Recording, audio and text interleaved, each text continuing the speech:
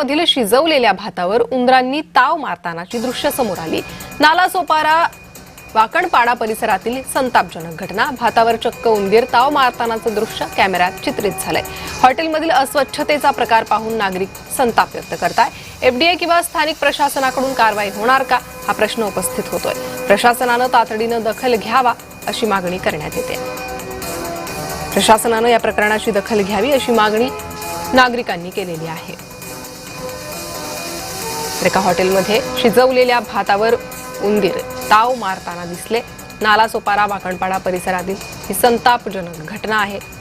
भातावर उंदीर ताव मारतानाची दृश्य कॅमेऱ्यात चित्रित झाली आहे। हॉटेलमधील अस्वच्छतेचा प्रकार पाहून नागरिक संताप व्यक्त करताय। अन्न सुरक्षेच्या विषयावर गंभीर प्रश्नचिन्ह उपस्थित झालेला आहे। त्यामुळे प्रशासनानं याची दखल घ्यावी अशी मागणी होऊ लागलेली आहे। ही काही दृश्य